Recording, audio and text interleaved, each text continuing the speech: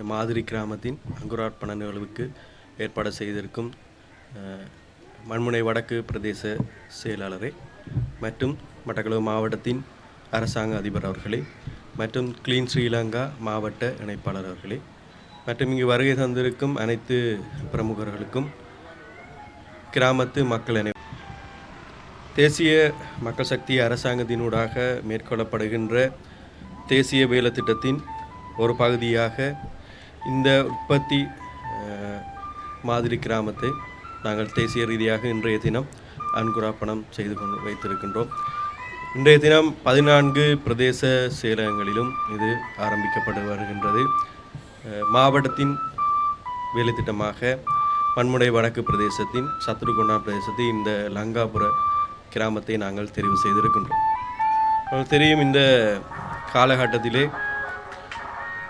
தேசிய மக்கள் சக்தி அரசாங்கத்தினூடாக பல தேசிய வேலை திட்டங்கள் எப்போது நாங்கள் ஆரம்பித்து முன்முறமாக செயற்படுத்தி கொண்டு வருகின்றோம். அதில் முதலாவதாக நாங்கள் ஆரம்பித்த ஒரு வேலை திட்டம்தான் இந்த கிளீன் ஸ்ரீலங்கா வேலை திட்டம். அடுத்ததாக பிரஜா சக்தி வறுமை ஒழிப்பு வேலை திட்டத்தை நாங்கள் ஆரம்பித்திருந்தோம். அடுத்த கட்டமாக உற்பத்தி திறன் அமைச்சினூடாகவும் கிளீன் ஸ்ரீலங்காவுடன் இணைந்து மேற்கொள்கின்ற ஒரு வேலை திட்டமாக இந்த மாதிரி கிராமத்தை அபிவிருத்தி செய்கின்ற இந்த வேலை திட்டத்தை நாங்கள் முன்னெடுத்திருக்கின்றோம். இதன் பிரதான நோக்கம் இந்த பிரதேசத்தில் இருக்கின்ற இந்த கிராமத்தில் இருக்கின்ற அடிப்படை தேவை குறைபாடுகள் இருக்கின்ற வசதிகள் குறைவாக இருக்கின்ற நேரம் கிராமத்திலே வறுமையில் அதிகமாக பிடிக்கப்பட்டிருந்த சுகாதார தேவையுடைய அதனை போன்று கல்வி தொடர்பான தேவைகள் இருக்கின்ற அந்த கிராமங்களை நாங்கள் தெரிவு செய்து அந்த கிராமத்தின் 50 பயனாளிகளை தெரிவு செய்து அவர்களின் வாழ்வியலை மாற்றுவதுதான் இதன் நோக்கமாக இருக்கின்றது. உங்களுக்கு தெரியும், எங்களது அரசாங்கத்தின் தேசிய கொள்கை வளமான நாடு அழகான வாழ்க்கை.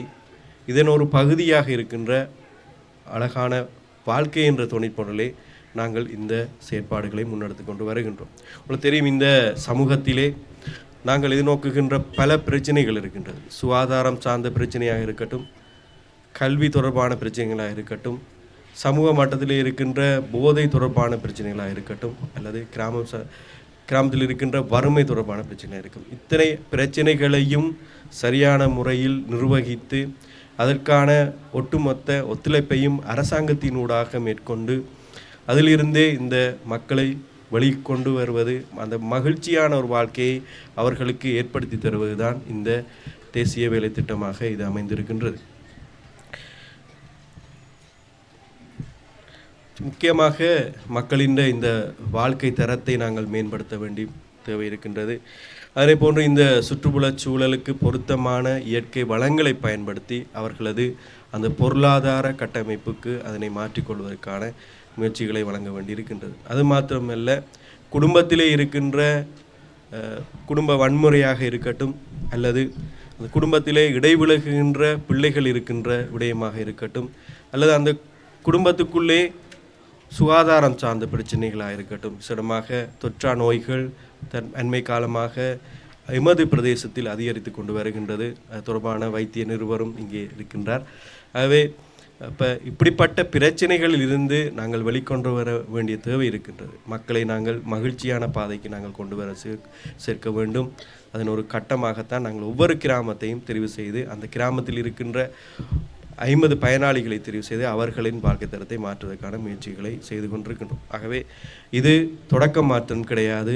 இந்த 2 அல்லது 3 வருட காலத்துக்குள்ளே அவர்களது வாழ்வியலை மாற்ற வேண்டும் என்பதுதான் இதன் தொடர்ச்சியாக நாங்கள் முன்னெடுக்கப்படுகின்ற ஒரு வேலை திட்டமாக இது அமைய இருக்கின்றது. இதிலே உங்களுக்கு தெரியும், எங்களோட அரசாங்க அதிபர் குறிப்பிட்டதன் போன்று ப்ரொடக்டிவிட்டி ஊடாக மேற்கொள்ளப்படுகின்றது. நாங்கள் அறிந்த விடயம், பிரதேச செயலகமாக அந்த பிரதேச செயலகத்தை ஒரு தரப்படுத்தி அவர்களை அந்த பிரதேச செயலகத்தை தரப்படுத்துகின்ற ஒரு வேலை திட்டமாகத்தான் கடந்த காலங்களில் இருந்து வந்தது. ஆனால் இன்று நாங்கள் எங்களது கைத்தொழில் அமைச்சர் கௌரவ மட்டக்களப்பு மாவட்டத்தின் அபிவிருத்தி குழு தலைவராக இருக்கின்ற சுனில் ஹந்துனேத்தி அமைச்சரின் கீழ் இது கொண்டு வரப்பட்டிருக்கின்றது. அந்த அமைச்சினூடாக மேற்கொள்ளப்படுகின்ற ஒரு வேலை திட்டமாக இது அமைந்திருக்கின்றது. ஆகவே ஒட்டுமொத்தமாக அங்கங்கே இருந்த சில விடயங்களை ஒன்று சேர்த்து நாங்கள் வடிவமைத்திருக்கின்றோம். ஆகவே இதே போன்று இப்போது அண்மை காலமாக ஏற்பட்டிருக்கின்ற மிக முக்கியமான ஒரு பிரச்சனையாக இந்த எரிபொருள் பிரச்சனை அமைந்திருக்கின்றது. உங்களுக்கு தெரியும், இது எங்களால் தோற்றுவிக்கப்பட்ட பிரச்சனையாக எதிர்க்கட்சியினர் இப்போது அரசாங்கத்தின் மீது பழி சுமத்தி கொண்டிருக்கின்றார்கள். அவர்கள் அறிந்து கொண்ட விடயம், கடந்த காலங்களிலே உங்களுக்கு தெரியும், இந்த நாட்டிலே ஒரு பொருளாதார நெருக்கடி சூழ்நிலை ஏற்படும் போது அதை தங்களது தேவைக்காக பயன்படுத்தி கொண்ட ஒரு தரப்பினர் தான் இன்று இந்த அரசாங்கத்தின் மீது அவர்கள் பொய் புரைத்து கொண்டிருக்கின்றார்கள். அவர்கள் அந்த காலகட்டத்திலே ஒரு தட்டுப்பாட்டு நிலைமையை ஏற்படுத்தி அங்கே வருகின்ற எரிபொருட்களின் விலைகளை தங்களுக்கு ஏற்றால் போல் தங்களது கொமிஷன்களை பெற்றுக்கொள்வதற்கு ஏற்றால் போல் தான் அந்த விலைகளை நிர்ணயம் செய்திருந்தார்கள். ஆனால் இன்று இந்த நாட்டின் தேசிய ரீதியான ஒரு பிரச்சனையை தான் நாங்கள் இங்கு கையாண்டு கொண்டிருக்கின்றோம். விசேடமாக இந்த வலை அதாவது ஈரான் போன்ற நாடுகளினூடாக எரிபொருள் இந்த யுத்த சூழ்நிலையில் வளைகுடா நாடுகளில் ஏற்படுகின்ற அந்த சூழ்நிலையை தான் நாங்கள் இன்று கையாண்டு கொண்டிருக்கின்றோம். தெரியும், இந்த ஆசியாவில் இருக்கின்ற நாடுகளில் ஒப்பிட்டு பார்க்கும்போது தற்போது விலைகளிலே எரிபொருளான விலைகள் குறைவாக இருக்கின்ற ஒரு நாடாக இலங்கை அடையாளப்படுத்தப்பட்டிருக்கின்றது. பாகிஸ்தான், இந்தியா அல்லது ஏனைய நாடுகளை ஒப்பிட்டு பார்க்கும்போது விலைகள் தற்போது அதிகமாகத்தான் இருக்கின்றது. ஆனால் அங்கே ஒரு வரிசை யுகம் உருவாகி கொண்டிருக்கு. ஆனால் நாங்கள் அதை முன்கூட்டியே நிர்ணயித்திருக்கின்றோம். இன்று QR முறையை நாங்கள் அறிமுகப்படுத்தியிருக்கின்றோம். இதனூடாக பதுக்கல் நிலையை குறைப்பதற்காகத்தான் இந்த முறைமை கொண்டு வந்திருந்தது. உங்களுக்கு தெரியும், கடந்த காலங்களிலே எரிபொருள் தேவையான அளவைக்கு மேலதிகமாக பல இடங்களிலே பதுக்கல் ஈடுபட்டு கொண்டிருந்தது. ஆகவே இதை தடுக்கின்ற நோக்கத்திலே தான் இந்த QR முறைமையை அறிமுகப்படுத்தியிருக்கின்றோம். பரவலாக அவர்களுக்கு தேவையான எந்த அளவு தேவையாக இருக்கின்றதோ அந்த அளவு எரிபொருளை பெற்றுக்கொள்ளக்கூடியதான விதமாக இதை அமைத்திருக்கின்றோம். அதே போன்று விவசாயிகள், மீனவர்கள் இது தொடர்பாக நாங்கள் கரிசலை செலுத்தியிருக்கின்றோம். மட்டக்களப்பு மாவட்டத்தை பொறுத்த வரைக்கும் அறுவடை நிறைவடைந்திருந்தாலும் விதைப்பு இப்போது ஆரம்பிக்கப்பட்டிருக்கின்றது. ஆகவே அந்த விவசாயிகளுக்கு தேவையான எரிபொருளை வழங்குவதற்கான முன்னேற்றமான வேலைகளையும் நாங்கள் இப்போது ஏற்படுத்தி கொண்டிருக்கின்றோம். ஆகவே தங்கு தடையின்றி அனைவருக்கும் எரிபொருள் சென்று சேருவதற்கான வழிவகைகளை நாங்கள் உருவாக்கியிருக்கின்றோம் என்பதை நான் இந்நேரத்தில் கூறிக்கொள்ள விரும்புகின்றேன். ஆகவே தேவையற்ற தட்டுப்பாடுகளை ஏற்படுத்துவதற்கான முயற்சிகளை யார் மேற்கொண்டாலும் அவர்களுக்கு எதிராக செயற்பட நாங்கள் தயாராக இருக்கின்றோம். ஆகவே எரிபொருள் சார்ந்த விடயங்களிலே கூடுதலான அக்கறையினை இந்த தேசிய மக்கள் சக்தி அரசாங்கம் மேற்கொள்ளுகின்றது என்ற விடயத்தை நான் இவ்விடயத்தில் குறிக்கொள்ள விரும்புகின்றேன். ஆகவே இந்த தேசிய வேலை திட்டத்தினூடாக அனைத்து பிரதேசம் இருக்கின்ற குறைவான வளர்ச்சியை கொண்டிருக்கின்ற பிரதேசங்கள், கிராமங்களை நாங்கள் தெரிவு செய்து அந்த கிராமங்களுக்கு தேவையான அடிப்படை வசதியிலிருந்து அனைத்து விதமான வசதிகளையும் ஏற்படுத்தி கொடுப்பதற்காகவும் மகிழ்ச்சியான அந்த வாழ்க்கையை எங்கள் மக்கள் மத்தியில் ஏற்படுத்துவதற்கான ஒரு தேர்ப்பாடுகளையும் நாங்கள் ஆரம்பிப்புக்கான முன்னெடுப்புகளை செய்திருக்கின்றோம். இதனூடாக இந்த கிராமங்கள் அபிவிருத்தி செய்யப்படும் என்ற நோக்கோடு நிரந்தரமான அபிவிருத்தியை நோக்கி இந்த நாடு வளமான ஒரு நாடாக மாற்றுவதற்கான ஒரு முயற்சியாக இது அமைந்திருக்கும் என்று கூறிக்கொண்டு எனது இந்த உரையை நிறுத்திக் கொள்கின்றேன். இங்கு வருகை தந்த கிராமமானது ஒவ்வொரு பிரதேச செயலக பிரிவிலும் இலங்கையின் விசேட கேந்திர நிலையமான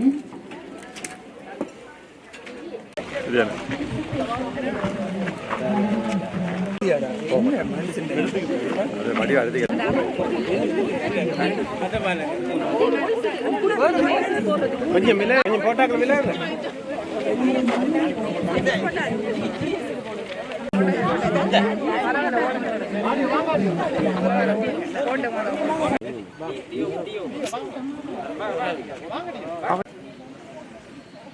அனைவரும் தேசிய கொடி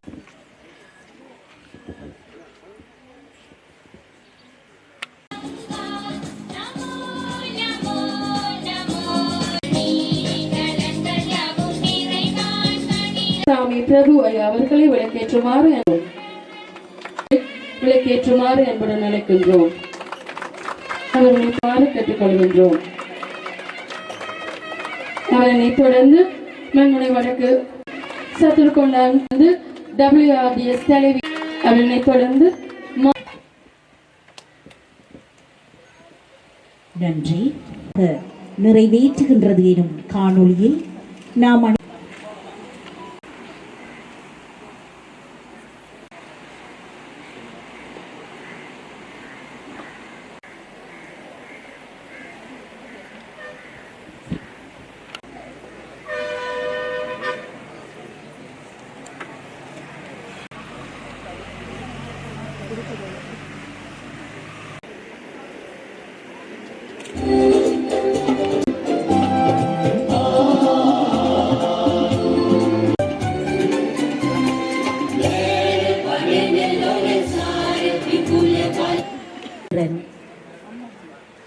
செயலகத்தின் கீதமாகும்.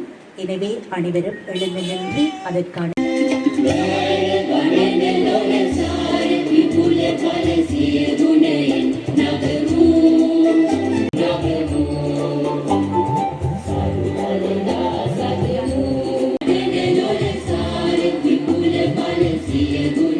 மாவட்ட இணைப்பாளர் திருவாளர் ஆண்டனி பாத்லட் அவர்களை அன்புடன் வரவேற்கின்றேன்.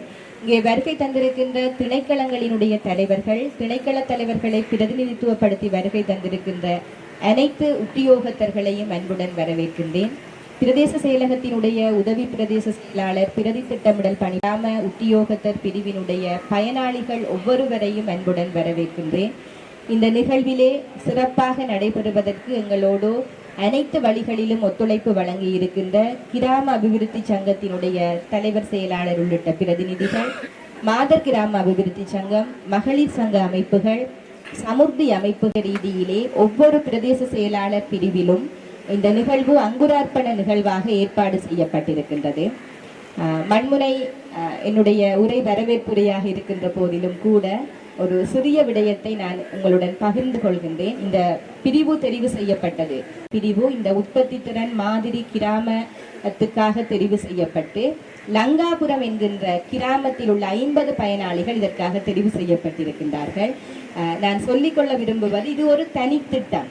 தேசிய வீடமைப்பு அதிகார சபையினுடைய திட்டம், பிரஜா சக்தியினுடைய திட்டம், சமுர்த்தி திட்டம் போல இதுவும் ஒரு தனிப்பட்ட ஒரு திட்டமாக அடையாளப்படுத்தப்பட்டிருக்கின்றது. இந்த திட்டம் தனித்திட்டமாக உற்பத்தி திறன் அபிவிருத்தி பிரிவாலே, திணைக்களத்தாலே இது நடைமுறைப்படுத்தப்பட இருக்கின்றது. உண்மையில் இதுவரை காலமும் தேசிய உற்பத்தி திறன் செயலகத்தினுடைய செயற்பாடுகள் சற்று குறுகியதாக, அதாவது உத்தியோகத்தர்களையும் அலுவலகங்களையும் உள்ளிட்ட ஒரு மட்டுப்படுத்தியதாக இருந்த இந்த செயலகத்தினுடைய செயற்பாடுகள் தற்போது கிராம மட்டத்துக்கு விரிவுபடுத்தப்படுவது என்பது மிக மிக முக்கியமான ஒன்று.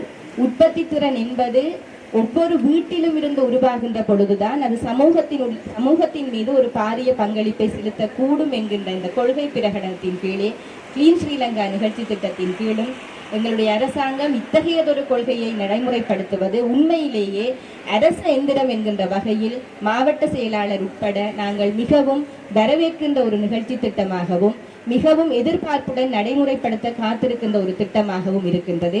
குறிப்பாக இந்த 50 குடும்பங்களும் நாங்கள் அடையாளப்படுத்துகின்ற பொழுது அதனை எங்களால் முழுமையாக புரிந்து கொள்ளக்கூடியதாக இருந்தது. மண்முனை வடக்கு பிரதேச செயலாளர் பிரிவிலே ஒவ்வொரு குடும்பத்துக்கும் ஒரு வெளிக்கள உத்தியோகத்தர் வீதம் நியமிக்கப்பட்டு இந்த குடும்பங்களை தொடர்ச்சியாக மேற்பார்வை செய்து தற்போது இருக்கின்ற அவர்களுடைய நிலையில் இருந்து அடுத்த கட்டத்தை நோக்கியதாக அவர்களினுடைய அனைத்து செயற்பாடுகளும், மனப்பாங்கு உட்பட, உணவு உற்பத்தி உட்பட அனைத்து விடயங்களிலும் அவர்களுடைய மேம்பட்ட ஒரு விடயம் நடைபெற வேண்டும் என்கின்ற எதிர்பார்ப்பிலே இந்த அரச கொள்கையை நடைமுறைப்படுத்த தீர்மானித்திருக்கின்றோம் என்கின்ற ஒரு குறிப்பையும் பதிவு செய்து மீளவும் ஒரு தடவை இங்கே வருகை தந்திருக்கின்ற அத்துணை பேரையும்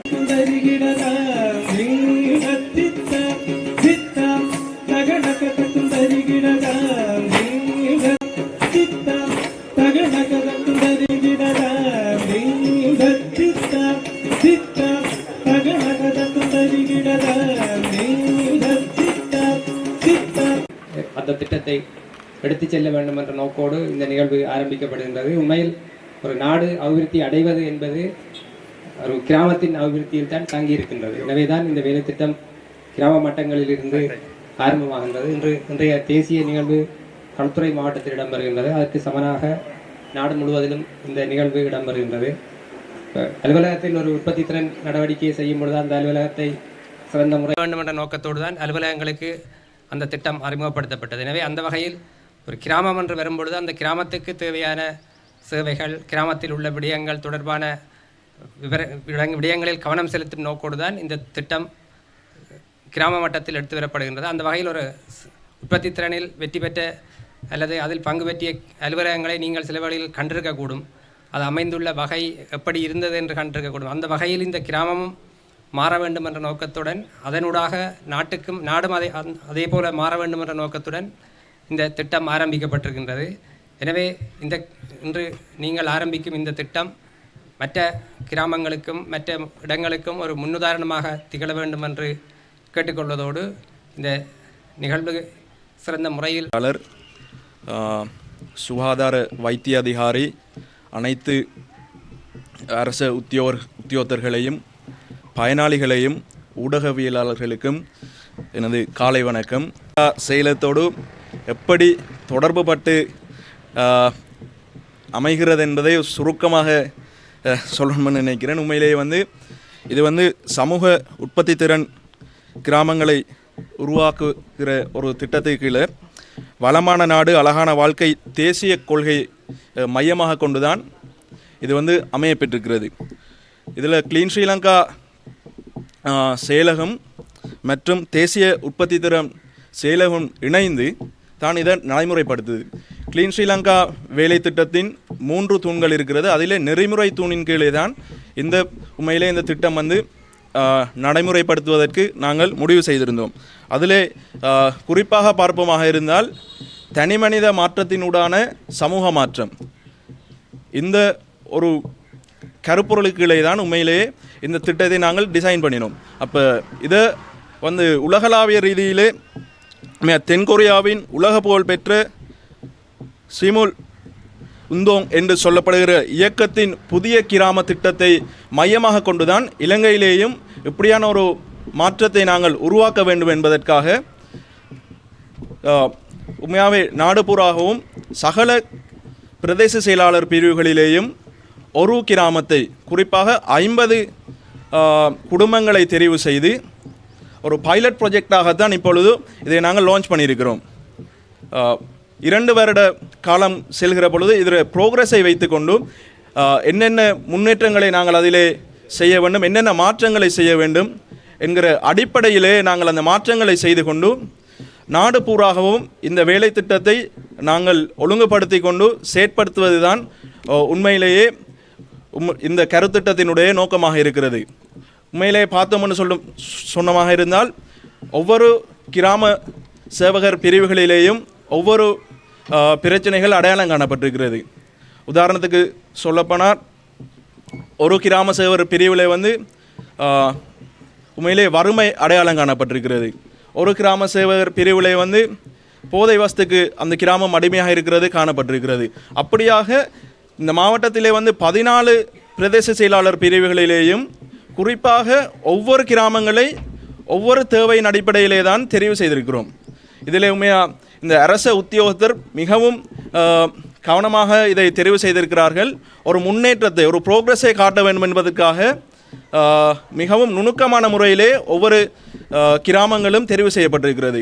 அந்த வகையிலே உண்மையான மகிழ்ச்சியான ஒரு விடயம், கடந்த வருடம் கிளீன் ஸ்ரீலங்கா ப்ரோக்ராமோடு நாங்கள் ஒரு நடமாடும் சேவையை நாங்கள் செய்திருந்தோம். கிரான் பிரதேச செயலர் பிரிவிலே தான் அந்த நிகழ்வை நாங்கள் ஆயத்தப்படுத்தியிருந்தோம். அதிலே மீதமான பணத்தை மீண்டும் எங்களோட செயலகத்துக்கு நாங்கள் திருப்பி எடுக்காமல் அந்த மீதமான பணத்தை வைத்துக்கொண்டு எந்தெந்த பிரதேச செயலாளர் பிரிவுகளிலே இந்த நடமாடும் சேவையை நடத்த முடியும் என்று அரசாங்க அதிபர் கேட்டுக்கொண்ட பொழுது தானாக முன்வந்து நான் இதை செய்கிறேன் என்ற அந்த டாஸ்கை 2 நாட்களிலே பொறுப்படுத்தி திறம்பட நடத்தி முடித்தவர் தான் எங்களுடைய மண்முனை வடக்கு பிரதேச செயலாளர். அதிலேயும் நான் காலையில் ப்ரொடக்டிவிட்டி டெவலப்மெண்ட் ஆஃபீஸரோட காய்ச்சி கொண்டிருக்கிற நேரம் அவர் சொன்னார், சார் எம்என்ல நாங்கள் ஸ்பெஷலாக டிஎஸ்ட டிரெக்ஷனில் ப்ரோக்ரஸ் ரிவ்யூ பண்ணுறதுக்காக வேண்டி நாங்கள் ஒரு ஆக்டிவிட்டி ஒன்று பிளான் பண்ணியிருக்கிறோம். ஒவ்வொரு குடும்பத்துக்கும் ஒவ்வொரு டெவலப்மெண்ட் ஆஃபீஸரை நாங்கள் ரெக்ரூட் பண்ணியிருக்கிறோம். அவங்க அந்த குடும்பத்தில் ப்ரோக்ரஸை ஒவ்வொரு கிழமையும் டிஎஸ் மேடத்துக்கு அப்டேட் பண்ணுறதுக்குரிய சகல வேலை திட்டங்களையும் நாங்கள் செய்திருக்கிறோம்னு சொல்லி. உண்மையிலேயே நாங்கள் இந்த கருப்பொருளை உருவாக்கி நாங்கள் எதிர்பார்க்கிற விடயம் வந்து இதுதான். இப்போ இதுக்கு முதல் இருந்த கடந்த தேவைக்கு அதிகமாக காசு செலவழிக்கப்பட்டது, தேவைக்கு அதிகமாக வேலை திட்டங்கள் செய்யப்பட்டது. ஆனால் ப்ரோக்ரஸ் என்று பார்த்தா ஒன்றும் இல்லை. வறுமையாகவே இருக்கிறது. அதில் எந்த ஒரு முன்னேற்றமும் இருக்கல்ல. அப்போ இந்த வறுமை ஒழிப்பு திட்டமாகத்தான் பிரஜாசக்தி என்ற ஒரு திட்டத்தையும் கிளீன் ஸ்ரீலங்காவோடு இணைந்து ஜனாதிபதி அவர்கள் உருவாக்கியிருந்தார். ஆகவே எங்களோட கருப்பொருளை சரியாக இந்த பிரதேச செயலாளர் அவர்கள் அரசாங்கத்துக்கு நிறைவேற்றி கொடுக்கணும் என்றதுக்காக சரியான திட்டங்களை வகுத்திருக்கிறார். அதற்காக நான் அவருக்கு நன்றி கூறிக்கொள்கிறேன். ஆகவே நாங்கள் அடுத்த முறை நாங்கள் இந்த ரிவ்யூ செய்கிற பொழுது இந்த சத்திரகொண்டான் பிரதேசத்திலே இந்த 50 குடும்பங்களிலேயும் ஒரு வளர்ச்சி இருக்கும் என்பதை எதிர்பார்த்து கொண்டு இதற்காக முன்னின்று உழைத்து கொண்டிருக்கிற சகல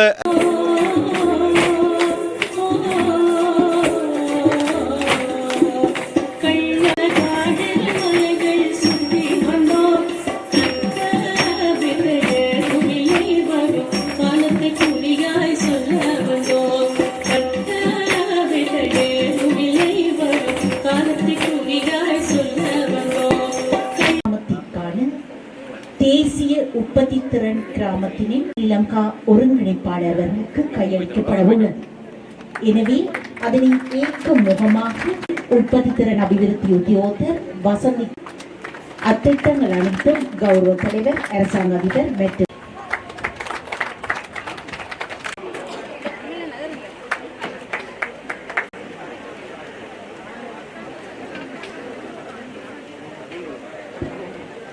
நேரக்கு பின்னர்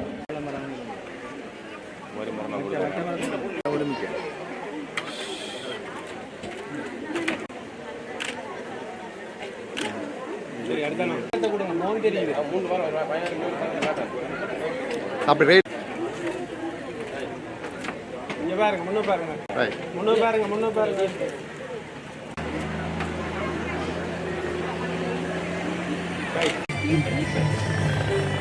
நிமிந்து பாருங்க. ப்ரெஸ் பண்ண வேணாம்.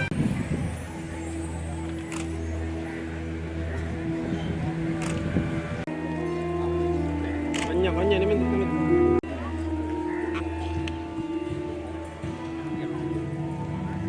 வர பின்னுக்கு